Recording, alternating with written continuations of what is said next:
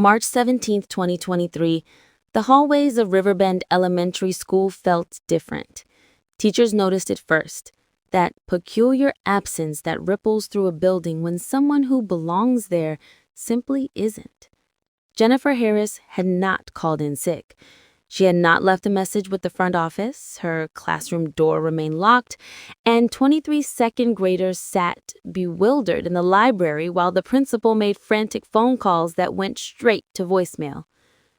Jennifer Harris was 34 years old, a woman whose entire adult life had been built on structure and dependability. She had taught at Riverbend Elementary for 12 years without missing a single day, except for the birth of her son, Tyler, now 9 years old. Her colleagues knew her as the teacher who arrived before dawn to prepare lessons, who stayed late to tutor struggling students, who never forgot a birthday or a kind word. She wore sensible shoes and kept her brown hair in a practical ponytail. She drove a beige Honda Civic that she'd owned since college. She was, in every measurable way, predictable. By 10 in the morning, Principal Margaret Sullivan had driven to Jennifer's small rental house on the eastern edge of Riverbend, a modest single-story structure with faded blue siding and a chain-link fence around a yard full of dandelions. The front door was locked. Margaret peered through the windows and saw nothing alarming, just the tidy interior of a woman who lived alone with her child on alternating weeks. She called the police. Sheriff's Deputy Robert Clark arrived within 20 minutes. He walked the perimeter of the property, noting the locked windows, the undisturbed flower beds, the newspaper still in its plastic sleeve on the front porch. Margaret produced a spare key that Jennifer had given her years earlier for emergencies. This certainly qualified. Inside, the house told a story that made no sense. The coffee maker was still on, the glass pot half full and lukewarm. A mug sat on the kitchen counter beside an open container of cream. Jennifer's purse hung on a hook by the door, her wallet and car keys inside. Her coat was draped over the back of a dining chair. In the bathroom, her toothbrush was wet. In the bedroom, the bed was made with military precision, not a wrinkle in the pale green comforter. Deputy Clark found her planner open on the kitchen table, the date circled in red ink with notes about parent-teacher conferences scheduled for that afternoon. There was no sign of struggle, no overturned furniture, no broken glass. The only thing missing was Jennifer herself. Tyler Harris was supposed to have spent the previous night with his father, Jennifer's ex-husband, Michael Harris, who lived in Bend, 40 miles south. The divorce had been finalized 3 years earlier, amicable enough that they shared custody without lawyers or courtroom drama. Michael worked as a mechanic and saw his son every other weekend and Wednesday nights. He had picked Tyler up from school on Friday afternoon, as scheduled. By noon, the Riverbend Police Department had officially opened a missing persons case. Jennifer's photograph, a school portrait showing her gentle smile and kind eyes, was distributed to neighboring counties. Her sister Amanda Wilson drove in from Salem, sobbing before she even stepped out of her car. Michael Harris sat in the police station, his hands shaking as he answered questions, his alibi airtight and confirmed by 3 witnesses who had been at his garage on Sunday evening. The temperature that March hovered near freezing at night, climbing only into the low 40s during the day. If Jennifer had left her house voluntarily, she had done so without a coat, without money, without her car. The logical mind rejected every scenario except one. Something terrible had happened. By dawn on March 18th, more than 60 volunteers had assembled in the parking lot of Riverbend Elementary School. They came with thermoses of coffee and determination etched into wind-burned faces. People who knew Jennifer from church, from the grocery store, from years of quiet interactions in a town where everyone recognized everyone else. The temperature was 38 degrees, and a persistent wind cut across Central Oregon with the kind of cold that settled into bones and stayed there. Search Coordinator Dale Morrison, a retired state trooper with a weathered face and steady voice, divided the volunteers into teams. He spread a large topographical map across the hood of his pickup truck, sectioning off the area into grids that stretched from Riverbend's residential streets into the surrounding ranch land and pine-covered foothills of the Cascade Mountains. The terrain was unforgiving, a landscape of rocky outcroppings, dense ponderosa pine forests, and open prairie that rolled toward the horizon in waves of brown grass and sage. Jennifer's face stared out from hundreds of photocopied flyers that volunteers stapled to telephone poles and taped inside gas station windows. The photographs showed a woman with warm, hazel eyes and a cautious smile, someone you would trust with your children, someone who looked like she belonged in a classroom surrounded by construction paper and crayons. The first day of searching yielded nothing.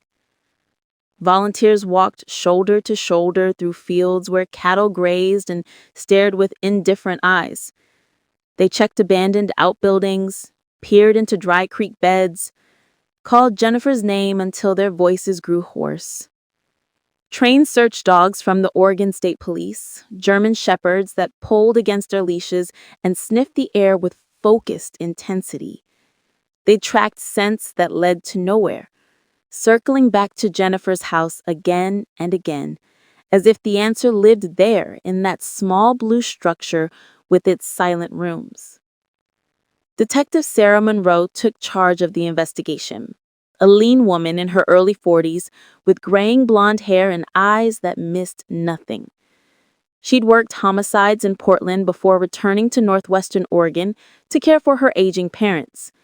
She knew that the first 48 hours were critical, and those hours were slipping away like sand through fingers. Monroe interviewed everyone who had seen Jennifer in the days before her disappearance. The gas station attendant remembered her filling up her Honda on Friday afternoon, paying with exact change and mentioning she had to pick up groceries. The cashier at Safeway confirmed that Jennifer had shopped that evening, buying pasta, milk, apples, and a small birthday card. Security footage showed her walking through the automatic doors at 7:15, alone, moving with her characteristic efficiency. But then the trail went cold. No one had seen Jennifer after Friday evening. Her phone records showed no calls made or received after 8:30 that night. A brief conversation with her sister about Tyler's upcoming dentist appointment. Her email contained nothing unusual, just correspondence with parents about homework assignments and a reminder about an upcoming field trip. Michael Harris submitted to a polygraph examination and passed. His alibi was accounted for down to the minute. Amanda Wilson provided phone records proving she had been in Salem.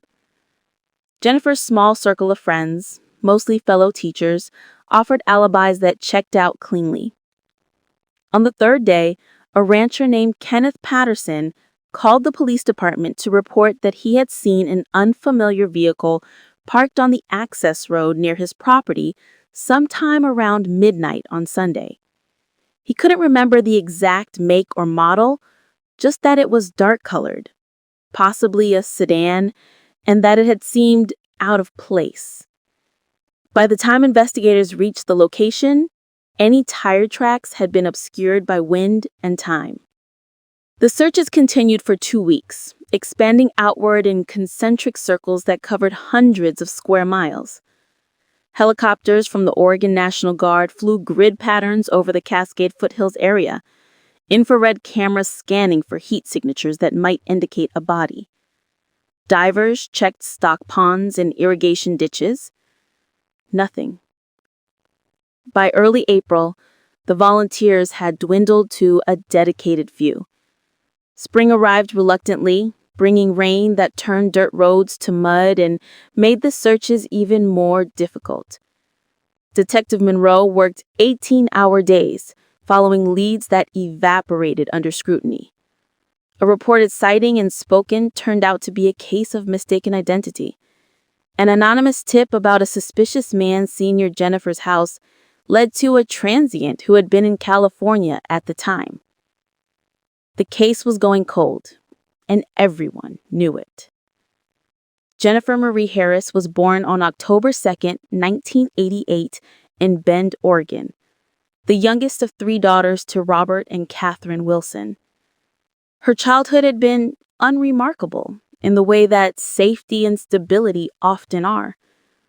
Growing up in a modest ranch house with the swing set in the backyard and a father who worked for the railroad.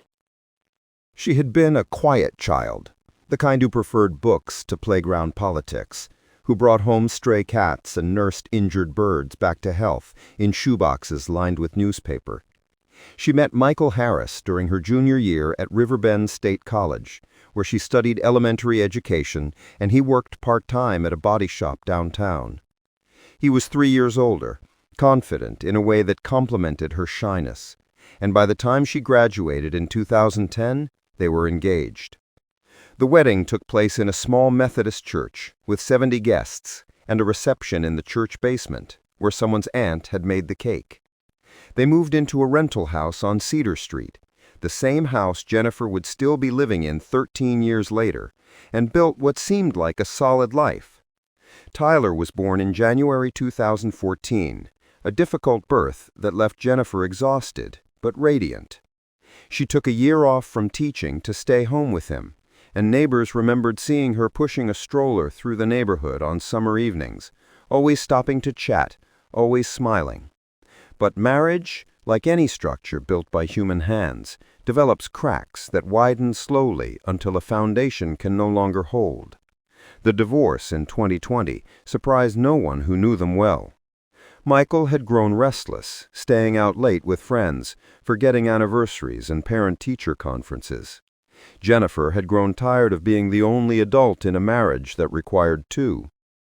But even in separation, they maintained civility for Tyler's sake. Michael paid child support on time. Jennifer never badmouthed him in front of their son. The custody arrangement worked smoothly, a testament to 2 people who cared more about their child than their own wounded pride. Those who knew Jennifer described her as deeply private, someone who kept her emotions carefully managed and her personal life separate from her professional one. She attended Trinity Lutheran Church most Sundays, sitting in the 3rd pew from the back, singing hymns and a voice barely above a whisper. She volunteered at the public library on Saturday mornings, shelving books in the children's section. She had a standing appointment at Connie's hair salon on the first Tuesday of every month, always asking for the same trim, nothing fancy. Her classroom at Riverbend Elementary was organized with the precision of someone who found comfort in order. Every pencil sharpened to the same point, every book on the shelf arranged by author and subject matter.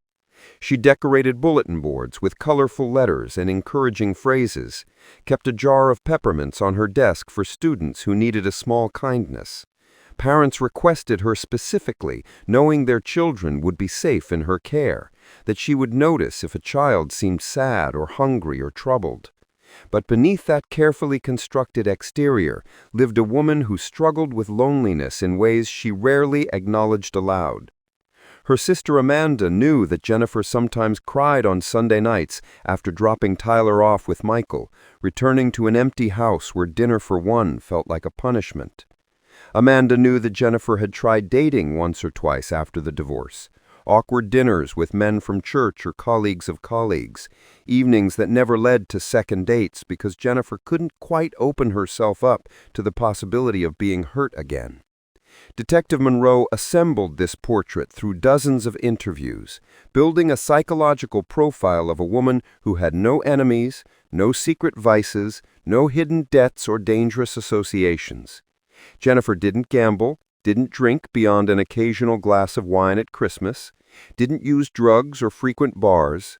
Her bank account showed modest savings and predictable expenses. Her medical records revealed nothing unusual beyond routine checkups and a prescription for seasonal allergies. She was, by every measure, low risk, The kind of person who doesn't vanish without explanation, who doesn't walk away from her life and her child, which meant that whatever had happened to Jennifer Harris hadn't been her choice. The investigation spiraled outward from Jennifer's house like ripples on disturbed water, touching everyone and revealing nothing. Detective Monroe worked through a growing stack of witness statements that contradicted each other in ways both subtle and significant, each interview opening new questions while answering none of the old ones. Margaret Sullivan, the elementary school principal, insisted she had seen Jennifer's Honda Civic parked in the school lot late on Saturday afternoon, 2 days before the disappearance was reported. She remembered because the parking lot was empty, except for that single beige vehicle, and she had thought it odd that Jennifer would be working on a weekend when school was closed. But when pressed for details, Margaret admitted she hadn't actually seen Jennifer herself, only the car. And when shown photographs of similar Hondas, she grew less certain it had been Jennifer's at all. Kenneth Patterson, the rancher who reported seeing an unfamiliar vehicle near his property, changed his story with each retelling. First, it had been a dark sedan around midnight on Sunday. Then it became a truck, possibly blue or black, sometime between 11 and 1 in the morning. By his third interview, he confessed he couldn't be certain of the night or the vehicle type, only that at some point in recent weeks he had seen something that didn't belong on that rural access road. Detective Monroe thanked him for his time and quietly moved his statement to the bottom of the priority list. Jennifer's next-door neighbor, an elderly widow named Phyllis Grant, told police she had heard raised voices coming from Jennifer's house on Saturday evening, 2 people arguing, though she couldn't make out the words. She was certain of the timing because she had been watching her Saturday night programs, which would have been around 8 o'clock. But when investigators interviewed Jennifer's neighbor on the other side, Donald Webb, a retired postal worker with acute hearing from 40 years of sorting mail, he stated categorically that he had heard nothing unusual all weekend. His bedroom window faced Jennifer's house, and he was a light sleeper who woke at the slightest sound. The gas station attendant, who claimed to have seen Jennifer on Friday afternoon, later admitted under gentle questioning that he saw so many customers each day that faces blended together. He might have been thinking of another woman, another transaction. The certainty drained from his voice as he realized his testimony might send investigators down a false path. More troubling were the reports of a suspicious vehicle that had been spotted around Riverbend in the weeks before Jennifer vanished. 3 different witnesses mentioned seeing an older model Chevrolet, dark green or possibly gray, driving slowly through residential neighborhoods. One woman said the driver had followed her for several blocks before turning away. A teenage boy claimed the same vehicle had idled outside the high school for 20 minutes, the driver watching students leave for the day. But no one had captured a license plate number, and descriptions of the driver ranged from a young man with short hair to an older man with a beard to possibly a woman wearing a baseball cap. Detective Monroe requested all available security camera footage from businesses along Main Street and the state highway that ran through Riverbend. The footage was grainy, recorded on outdated VHS systems that most stores were still using in 2023. She spent hours watching time-stamped videos of cars passing, people entering stores. Nothing remarkable. Technology in small-town Oregon hadn't caught up with the sophisticated surveillance systems used in larger cities. There were no traffic cameras, no ATM cameras pointed at the street, no network of digital eyes recording every movement. Michael Harris's alibi held firm under repeated scrutiny, verified by time-stamped receipts and multiple witnesses. But several of Jennifer's co-workers mentioned in passing that the divorce hadn't been as amicable as it appeared, that Jennifer had confided concerns about Michael's temper, though nothing that rose to the level of violence or threats. When confronted, Michael admitted they had argued occasionally about money and custody schedules, disagreements that never escalated beyond raised voices and slammed doors. The investigation turned to Jennifer's personal effects, searching for anything that might suggest where she had gone or why. Her computer, a bulky desktop machine that sat on a corner desk, revealed an email inbox carefully organized into folders and a browsing history consisting mostly of educational websites and online shopping for classroom supplies. There were no suspicious contacts, no secret email accounts, no evidence of online relationships or activities she was hiding. By the end of April 2023, Detective Monroe had conducted over 70 interviews and followed 24 leads that went nowhere. The case file had grown thick with contradictory statements, dead ends, and the mounting frustration of an investigation that refused to yield answers. The evidence didn't point toward foul play, so much as it pointed toward nothing at all. A woman who had simply ceased to exist between Friday night and Monday morning, with no explanation that made sense. The case of Jennifer Harris became what detectives dread most, a file folder growing dusty on a shelf, a name that surfaces less and less frequently in daily briefings, a family photograph that stopped circulating in newspapers. By the summer of 2023, the search teams had disbanded. The volunteers returned to their regular lives, carrying with them the quiet guilt of those who tried but failed. Detective Monroe kept the case officially open, but new crimes demanded her attention, and the days between updates stretched into weeks, then months. Amanda Wilson refused to accept silence as an answer. She drove to Riverbend every weekend for the first year, then every other weekend, then once a month, always stopping at the police station to ask if there had been any developments. The answer was always the same, delivered with increasing discomfort by whoever was manning the front desk. Monroe met with her when possible, explaining that without new evidence or leads, there was simply nowhere to direct the investigation. Amanda would nod, thank her, and leave. But everyone could see the toll those visits took, the way hope eroded a little more with each passing season. Tyler Harris grew up in the shadow of his mother's absence, a quiet boy who became quieter still. Michael did his best, enrolling his son in counseling, attending school conferences alone, trying to fill a void that couldn't be filled. Friends and family helped where they could, but there was no script for raising a child whose mother had simply disappeared. Tyler kept his mother's photograph on his nightstand, the same school portrait that had been copied and distributed on thousands of flyers. He stopped asking where she was around the time he turned 12, not because he had accepted her absence, but because he had learned that adults didn't have answers to give. The house on Cedar Street remained exactly as Jennifer had left it for nearly 2 years. Amanda paid the rent from Jennifer's small savings account, unable to surrender the space that might still hold clues that might somehow bring her sister back. But by 2025, the money ran out, and the landlord needed the property. Amanda spent a weekend boxing up Jennifer's belongings, folding clothes that still smelled faintly of the lavender sachets Jennifer kept in her dresser, packing books and picture frames and the remnants of a life interrupted mid-sentence. The boxes went into Amanda's garage in Salem, where they would sit untouched for over a decade.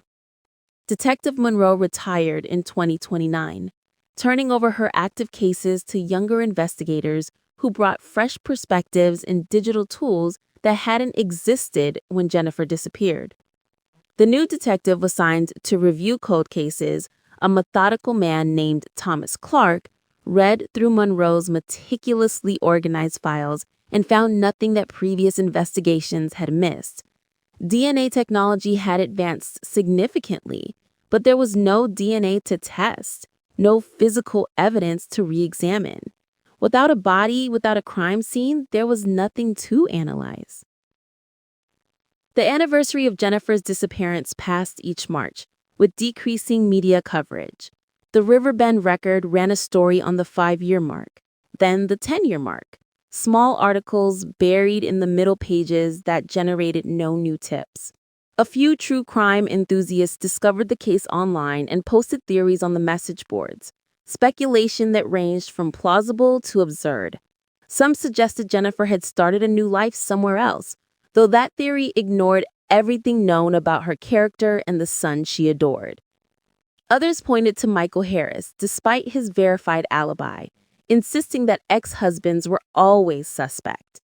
A few proposed more elaborate scenarios involving human trafficking or serial killers passing through the area, explanations that felt dramatic but hollow.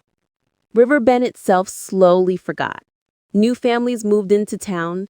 Children who hadn't been born when Jennifer disappeared now attended the same elementary school where she had taught.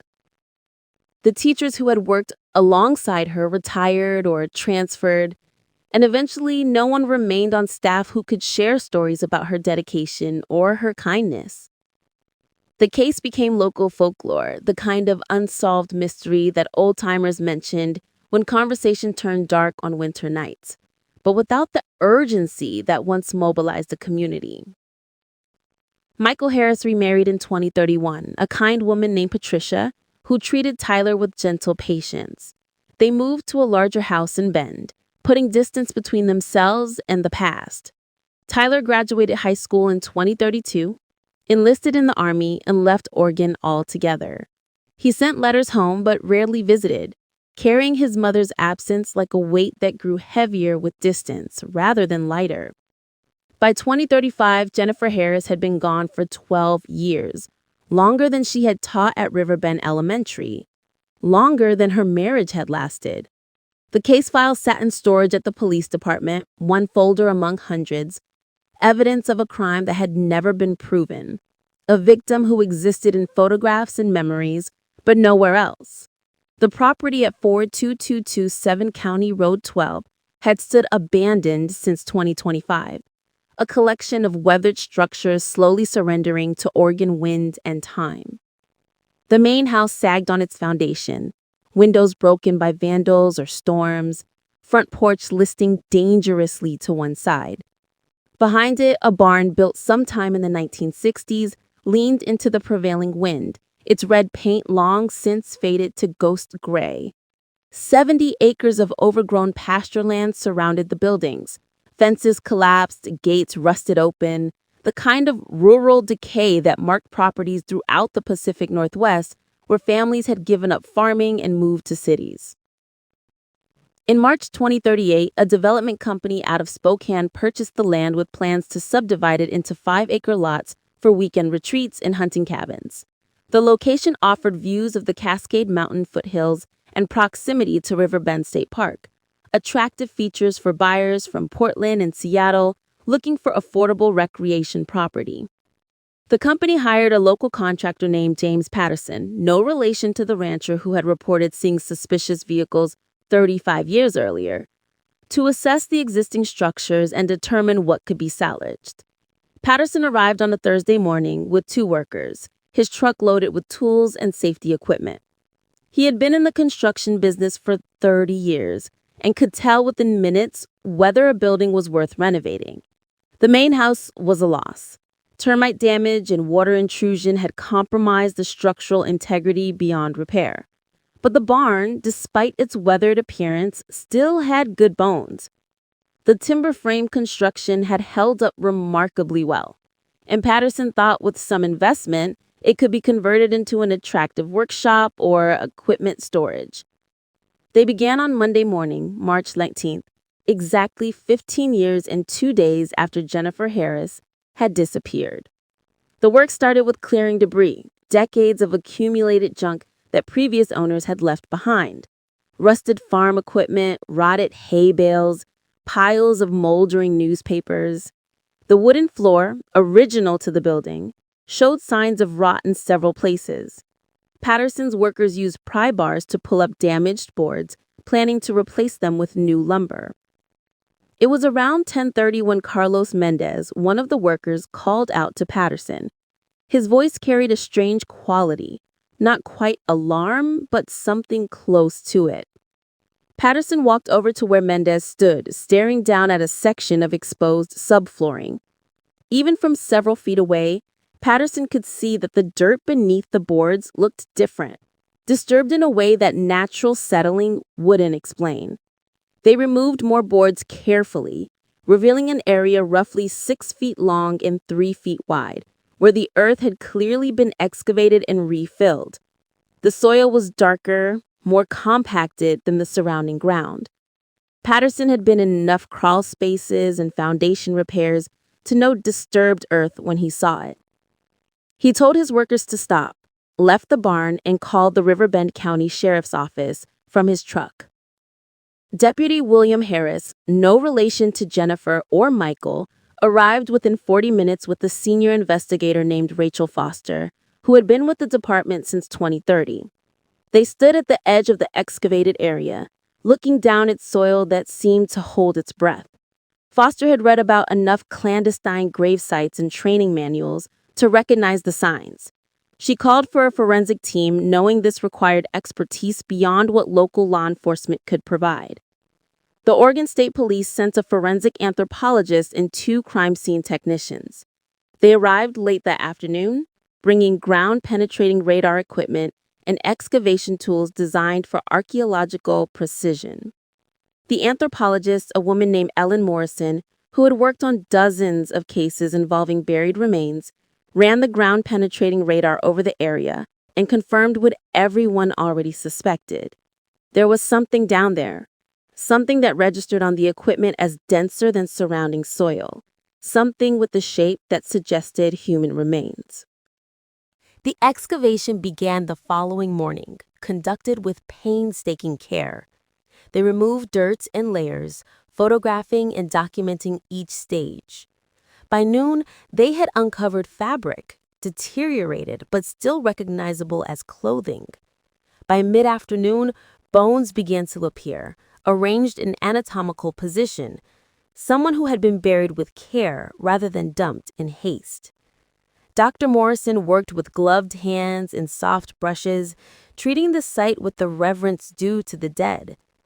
The skeleton was intact, showing no obvious signs of trauma that would be visible on bone. The clothing remnants suggested a woman, and the presence of dental work visible in the skull offered hope for identification. Morrison carefully extracted a molar, knowing that dental records were often the fastest path to a positive ID, when DNA analysis might take weeks.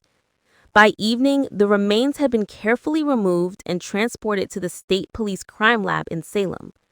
Detective Thomas Clark, who had inherited Jennifer Harris's cold case file years earlier, stood at the edge of the now empty grave and felt the weight of possibility. 15 years was a long time for Earth to keep a secret, but not long enough for bone to fully decompose in Oregon soil. If these remains belonged to Jennifer Harris, then the case everyone had given up on was suddenly alive again. And somewhere, someone who thought they had gotten away with murder was about to discover they were wrong. The dental records confirmed what Detective Thomas Clark had suspected within 48 hours of the excavation. The remains, buried beneath the barn floor at 42227 County Road 12, belonged to Jennifer Marie Harris, missing since March 2023, now found in March 2038. The news hit Riverbend like a physical blow, reopening wounds that had scarred over but never truly healed. Amanda Wilson collapsed in her kitchen when Clark called with the confirmation, her husband catching her before she hit the floor. Tyler Harris, now 24 years old and stationed at Fort Lewis, received the notification through his commanding officer and requested emergency leave to return to Oregon for the first time in 3 years. Clark assembled a task force that represented the best of what modern investigative techniques could offer. The state police assigned 2 seasoned detectives. The FBI contributed a forensic analyst specializing in cold cases, and a forensic pathologist from Portland agreed to conduct a comprehensive examination of the remains. Technology had evolved dramatically since 2023, and what had been impossible 35 years earlier was now routine. DNA analysis that once took months could be completed in days. Digital forensics could extract information from devices that investigators in 2023 wouldn't have known to examine. Databases that hadn't existed were now interconnected across state and federal agencies. Dr. Patricia Hoffman, the forensic pathologist, worked in a sterile examination room in Salem where Jennifer's remains had been transported. Despite 15 years of burial, the skeleton was remarkably well preserved, protected by the barn's dry environment and the compacted soil that had sealed the grave. Hoffman documented every bone, photographing from multiple angles, searching for any sign of trauma that might indicate cause of death. She found no bullet holes, no knife marks, no fractures consistent with blunt force trauma. The hyoid bone in the throat was intact, ruling out manual strangulation. Whatever had killed Jennifer Harris had left no mark on her skeleton, suggesting suffocation, poisoning, or some other method that affected only soft tissue. The clothing remnants told their own story. Jennifer had been buried wearing jeans, a sweater, and sneakers, the same casual outfit her sister confirmed she typically wore on weekends. There was no jewelry except for a simple watch that had stopped at 2:47, though whether that indicated time of death or simply when the battery died was impossible to determine. The fabric showed no tears or bloodstains, no evidence of a violent struggle. Clark returned to the original case file that Detective Monroe had compiled, reading through 35-year-old interviews with fresh eyes and new questions. The property where Jennifer had been found was the critical link. Land records showed it had been owned by the Fletcher family since 1987. Purchased by Douglas and Martha Fletcher when they retired from teaching in Salem, they had lived there until 2021 when both passed away within months of each other. The property then went to their son, Martin Fletcher, who had been 52 years old in 2023. Martin Fletcher's name appeared nowhere in the original investigation. He had never been interviewed, never questioned, never even identified as someone who might have information. Clark felt the familiar frustration of investigators who discovered that the crucial piece was always there, simply overlooked. He began building a profile of Martin Fletcher, starting with public records and working outward. Fletcher had been a maintenance supervisor at Riverbend State College from 2015 to 2025, a position that gave him access to campus buildings and a reason to be around the community without attracting attention. He was unmarried, no criminal record, lived alone on his parents' property until he sold it in 2025 and relocated to Boise. On paper, he was unremarkable, the kind of person who moved through life without making waves. But Clark knew that the most dangerous people were often those who appeared ordinary. He requested employment records from the college and found that Fletcher had been reprimanded twice for being in areas of campus where he wasn't assigned, once found in the education building after hours, claiming he was checking heating systems. The education building housed faculty offices, including a shared workspace where elementary education instructors from local schools occasionally came for continuing education courses. Jennifer Harris had taken 2 such courses in 2021 and 2022. The DNA analysis provided another breakthrough. Forensic technicians had extracted DNA from Jennifer's remains and compared it against evidence collected from her house in 2023. They also ran the profile through CODIS, the National DNA Database, searching for any matches that might connect to known offenders. The search returned negative, but it established a baseline for comparison against any suspects they developed. Clark obtained a warrant for Martin Fletcher's DNA, sending a request through Idaho law enforcement to collect a sample. While waiting for results, he continued reconstructing Fletcher's movements in 2023. Employment records showed Fletcher had been scheduled to work the weekend Jennifer disappeared, but a notation indicated he had called in sick on Saturday and Sunday, returning to work on Monday. His supervisor at the time, now retired, confirmed that Fletcher had rarely missed work and that the absence had seemed unusual. The investigation was building momentum, pieces falling into place with the satisfying click of a lock opening. But Clark knew they needed more than circumstantial evidence and coincidental timing. They needed proof that Martin Fletcher not only knew Jennifer Harris, but was responsible for her death and burial. They needed witnesses, physical evidence, something that would hold up in court after 35 years of silence. The breakthrough came from an unexpected source, a woman named Beverly Walsh who had taught alongside Jennifer at Riverbend Elementary until her retirement in 2027. Walsh was 73 years old in 2038, living in a care facility in Bend with early-stage dementia that came and went like fog. When news of Jennifer's discovered remains reached her through her daughter's carefully worded explanation, something shifted in her fragmented memory. She asked her daughter to contact the police, saying she had remembered something important, something she should have mentioned 35 years ago, but hadn't, because no one had asked the right questions. Dr. Clark drove to Bend on a cold April morning, finding Walsh in a sunny common room where residents played cards and watched TV with the volume too loud. She was lucid that day, her blue eyes sharp, despite the confusion that sometimes clouded them. She remembered Jennifer clearly, described her as devoted and kind, then leaned forward and lowered her voice as if sharing a confidence that needed protection. There had been a man, Walsh said, who came to the school several times during the 2022 academic year. He always had some official reason, checking furnaces or inspecting electrical panels, wearing a maintenance uniform that gave him access to places visitors normally couldn't go. But Walsh had noticed him lingering near Jennifer's classroom, watching through the window and the door when he thought no one was paying attention. She had mentioned it to Jennifer once, asked if she knew the man. Jennifer had seemed uncomfortable, admitted that he had approached her in the parking lot one afternoon, asking about enrolling a nephew in her class. She had explained the registration process and thought nothing more of it, though Walsh remembered that Jennifer had seemed uneasy, had checked over her shoulder as she walked to her car for several days afterward. Walsh described the man as average height, maybe 70 years old, with thinning brown hair and glasses.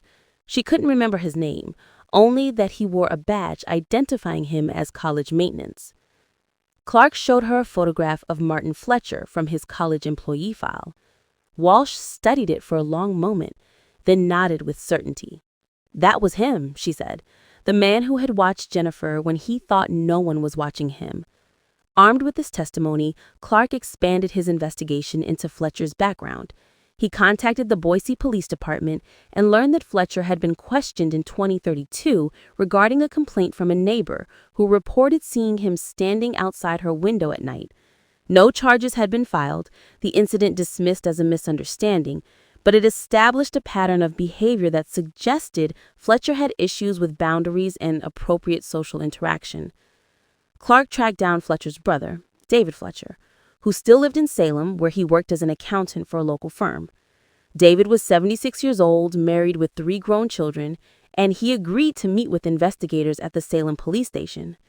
He arrived looking nervous, his hands shaking slightly as he accepted a cup of coffee and sat across from Clark in an interview room that smelled of stale air and old fear.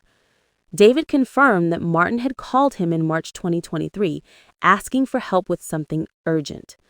David had driven to the family property late one night, found Martin agitated and barely coherent, talking about a terrible accident and needing to fix something before anyone found out. David claimed he hadn't known what Martin meant at the time, had helped him move something heavy wrapped in canvas and plastic from the house to the barn, had watched as Martin used a jackhammer from the college maintenance shop to break through the barn's concrete footer and dig into the dirt beneath the floor. It was only later, David insisted, that he realized what they had buried.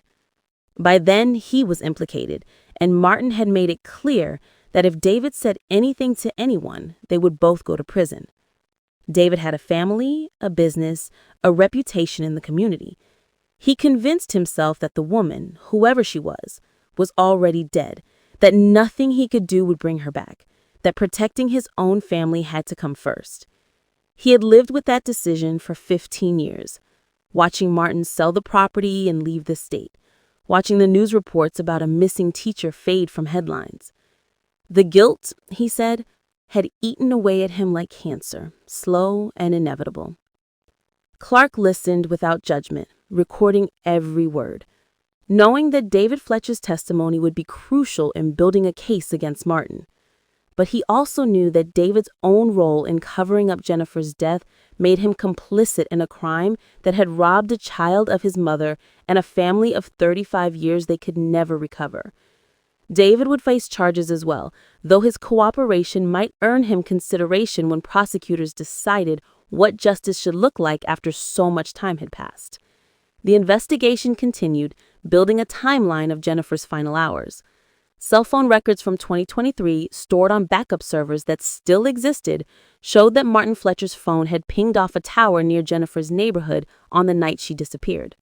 Traffic camera footage from that era no longer existed, but credit card receipts placed Martin at a gas station 2 miles from Jennifer's house at 8:45 on Sunday evening.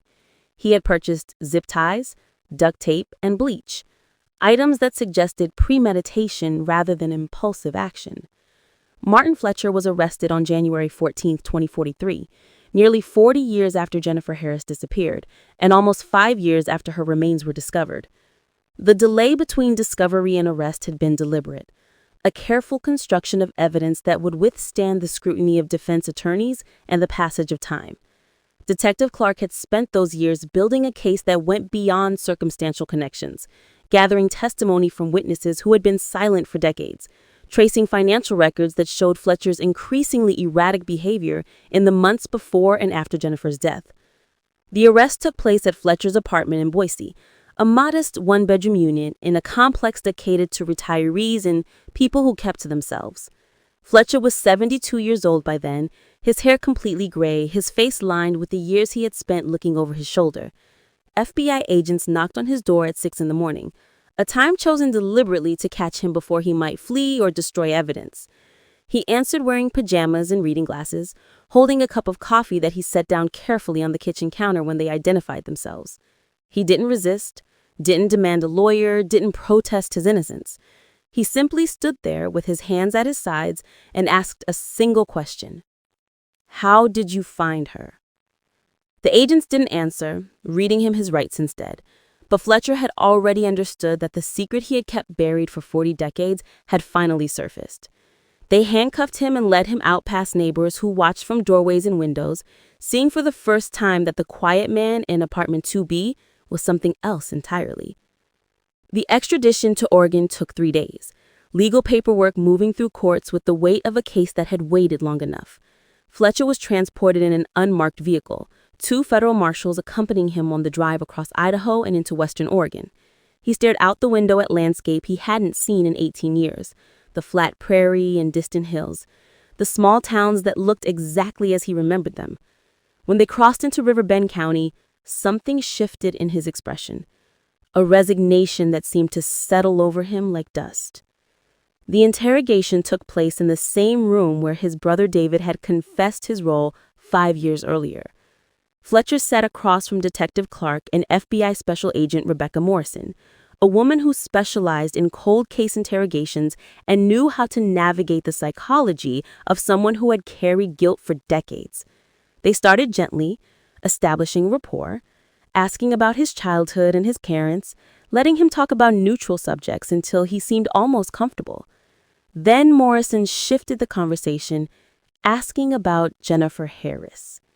Fletcher's hands, which had been resting flat on the table, curled into fists. His breathing changed, became shallow and rapid.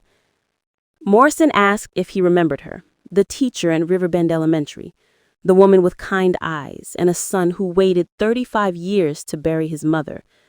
Fletcher nodded slowly, his voice barely above a whisper when he finally spoke. He had never meant to hurt her, he said, a statement that murderers have offered since the beginning of time, as if intention somehow negates outcome. He admired her from a distance, watched her interact with students, convinced himself that she would understand him if she just gave him a chance. He had approached her in the school parking lot, asked about his fictional nephew, tried to start a conversation that might lead to something more. But Jennifer had been polite and distant, treating him the way women treat men they don't want attention from, and that rejection had festered in Fletcher's mind like an infection. He had followed her home one evening, not the night she disappeared, but weeks earlier, learning her routine and her schedule.